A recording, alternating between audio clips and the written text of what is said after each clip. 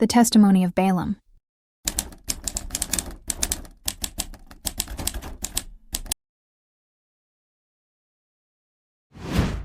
My name is Balaam, son of Beor. You may know me as the man who spoke with the donkey. But my story? It's more than that. I was a seer, known for my ability to bless and curse with power. Kings sought me out. My words carried weight. But one encounter changed everything, a lesson I will never forget. God is sovereign, and no human plan can stand against his will. It began when Balak, the king of Moab, sent messengers to me. He was terrified of the Israelites, a vast nation that had come out of Egypt. He said, "Come, put a curse on these people because they are too powerful for me. Perhaps then I can defeat them and drive them out of the land." They brought gifts, gold, and promises of honor. It was tempting, very tempting. I told them, "Stay here tonight, and I will bring you back the answer the Lord gives me." I thought I was in control. But that night, God spoke. The Lord said, "Do not go with them. You must not curse these people, because they are blessed." I woke the next morning and told the messengers, "The Lord has refused to let me go with you." I thought that was the end of it. But Balak was persistent. He sent more messengers, more gifts. This time, I hesitated. I asked God again, hoping for a different answer. And he said, "Go with them, but do only what I tell you." I thought it was permission, but I would soon learn. It was a warning. I set out with Balak's men, eager for the reward ahead. But along the way, something strange happened. 3 times, my donkey stopped. First, it turned off the road. Then, it pressed me against a wall.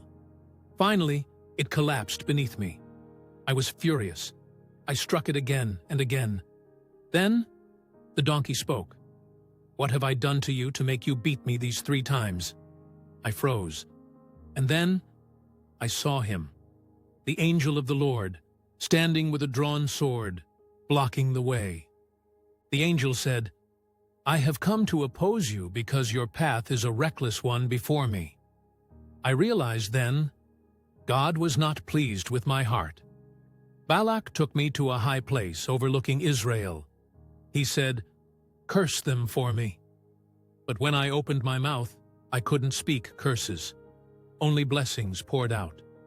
How can I curse those whom God has not cursed? How can I denounce those whom the Lord has not denounced? Balak was furious. He took me to another place, then another, hoping I could curse them. But every time, the words of God filled my mouth. Their God is with them. He is their king. God's blessing was unshakable. No power of man could undo what he had ordained. Before I left, the Spirit of God came upon me, and I spoke a prophecy that would echo through the ages. A star will come out of Jacob. A scepter will rise out of Israel.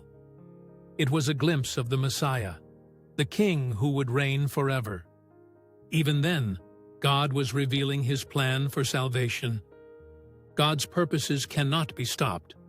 Not by kings, not by armies, not even by me. But my story, it doesn't end well. I let greed and pride pull me back toward Balak's schemes. I advised him to lead Israel into sin through idolatry and immorality. For that, I paid the ultimate price. My life is a warning. You cannot oppose God and expect to prosper. His will is sovereign. His word is final. My testimony is one of God's power, his blessing, and his unwavering purpose. If he can use a donkey to deliver his message, if he can turn curses into blessings, then he can use anyone to fulfill his plans. Balaam's life shows us that spiritual knowledge without surrender leads to destruction. Are you using your gifts for God or for your own gain?